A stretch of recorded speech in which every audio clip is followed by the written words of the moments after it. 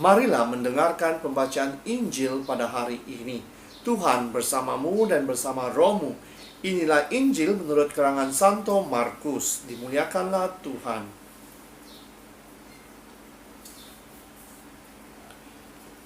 Pada suatu hari Yesus bangkit dari antara orang mati, menampakkan diri kepada ke-11 murid dan berkata kepada mereka, "Pergilah ke seluruh dunia, beritakanlah Injil kepada segala makhluk. Siapa yang percaya dan dibaptis akan diselamatkan, tetapi sesiapa yang tidak percaya akan dihukum. Tanda-tanda ini akan menyertai orang-orang yang percaya. Mereka akan mengusir setan-setan demi namaku. Mereka akan berbicara dalam bahasa-bahasa yang baru bagi mereka. Mereka akan memegang ular, dan sekalipun mereka minum racun maut, mereka tidak akan mendapat celaka. Mereka yang meletakkan tangannya atas orang sakit dan orang itu akan sembuh." Sesudah Tuhan Yesus berbicara demikian kepada mereka, terangkatlah ia ke surga, lalu duduk di sebelah kanan Allah. Mereka pun pergilah memberitakan Injil ke seluruh penjuru, dan Tuhan turut bekerja dan meneguhkan firman itu dengan tanda-tanda yang menyertainya. Demikianlah Injil Tuhan. Terpujilah Kristus.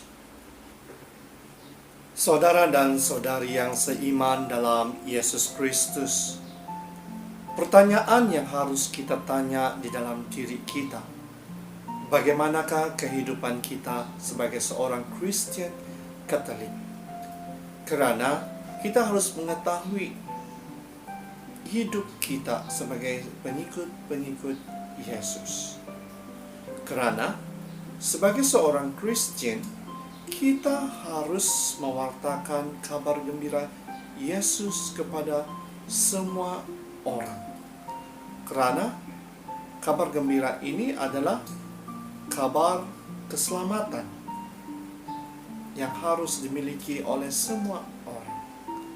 Dan di dalam kehidupan kita sebagai seorang Kristen, kita harus bertanggung jawab untuk memupuk iman kita.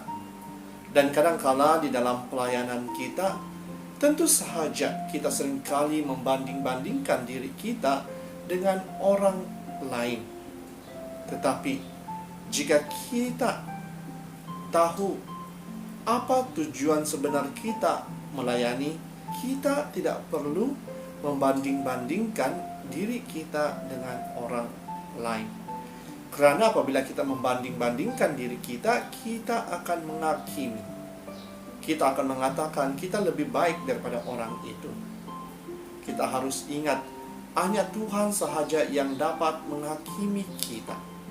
Tetapi Dia mengajar kita untuk hidup hormat menghormati, kasih mengasihi di antara satu sama yang lain.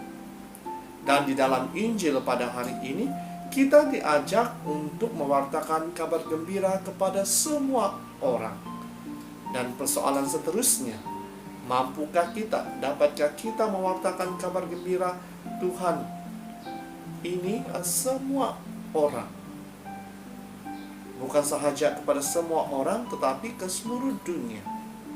Inilah tugas utama kita sebagai pengikut-pengikut Yesus, dengan mewartakan kasih-Nya dan firman-Nya, agar orang dapat mendalami, agar orang lain dapat mengetahui bahwa Tuhan itu sentiasa mau datang di dalam kehidupan kita setiap hari. Contoh yang terbaik yang dapat kita lihat adalah diri Santo Paulus sendiri. Bagaimana ia merendahkan dirinya di dalam mewartakan kabar gembira Yesus. Walaupun orang seringkali memuji-muji dia, tetapi dia sentiasa merendahkan dirinya di dalam pelayanannya. Dan inilah yang harus ada di dalam kehidupan kita. Kita tidak harus bermegah-megah dengan apa yang kita lakukan, tetapi kita harus merendahkan diri kita demi nama Tuhan.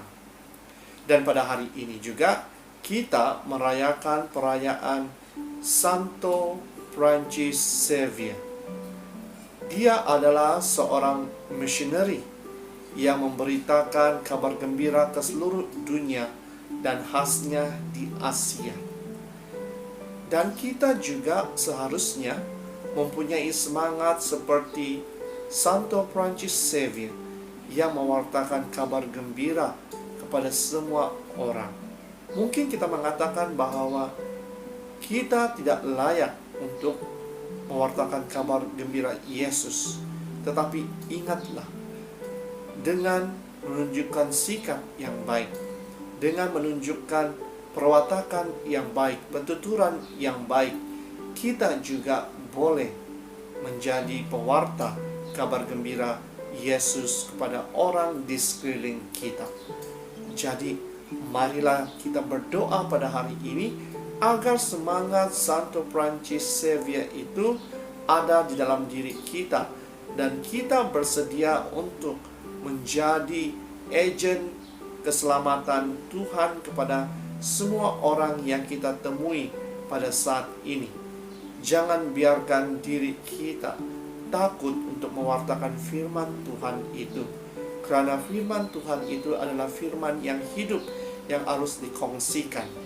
Jadi pada saat ini marilah kita terus berdoa agar Tuhan akan menggunakan diri kita, agar Roh Kudus akan berkarya di dalam diri kita untuk menjadi saksi-saksi Yesus kepada semua orang. Dalam nama Bapa, Putra, dan Roh Kudus.